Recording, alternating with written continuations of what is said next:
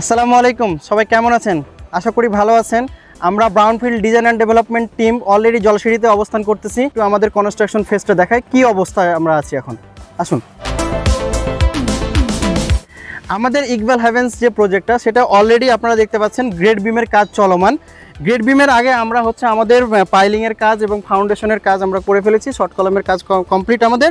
এরপরে আমরা যেটা করেছি সেটা হচ্ছে যে কম্প্যাকশন। এই কম্প্যাকশনের বিষয়টাতে আমরা খুব ডিটেলস যেটা করেছি সেটা হচ্ছে যে এটাকে 3টা লেয়ারে ভাগ করছি। প্রতিটা লেয়ারে 1 ফিট করে আমরা 1 ফিট থেকে 1.5 ফিট আমরা হাইট করে কম্প্যাকশন করেছি। এই কম্প্যাকশনটা খুবই ইম্পর্টেন্ট। এই কম্প্যাকশনটা যদি না হয় তাহলে অনেক সময় আমাদের যে ফ্লোর যে স্ল্যাবটা থাকে সেটা অনেক সময় ড্যামেজ হয়ে যেতে পারে, বসে যেতে পারে। তার জন্য কম্প্যাকশনটা খুবই জরুরি। তো এরপরে আমরা যেটা আমরা ফলো করতেছি সেটা হচ্ছে আমাদের গ্রেড বিমের সময় অবশ্যই যে জিনিসটা ফলো করা উচিত সেটা হচ্ছে যে এই যে মাটাম, অ্যাকচুয়ালি এটা হচ্ছে মিস্ত্রিরা বলে মাটাম, কিন্তু ইঞ্জিনিয়ারিং ভাষায় এটা ডেভেলপিং লেন্থ। এইটা খুবই জরুরি।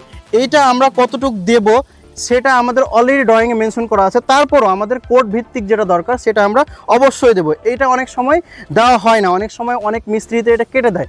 এই জিনিসটা অবশ্যই ফলো করা উচিত। আর আরেকটা বিষয় আমি আজকে বলবো সেটা হচ্ছে যে আমাদের কলাম, এই যে কলামের যে আমরা কাটিং করছি আপনারা দেখতে পাচ্ছেন আমাদের 50% কাটিং আপনার একটা লেন্থ জায়গাতে রাখা হয়েছে এবং 50% আরেকটা জায়গাতে রাখা হয়েছে। এর মূল কারণটা হচ্ছে আমরা কখনোই কলামের ক্ষেত্রে আমাদের এক জায়গাতে যেন জয়েন্ট না হয়। এক জায়গাতে জয়েন্ট হলে আমাদের এই জায়গাতে আপনার কলাম ফেলোর হতে পারে।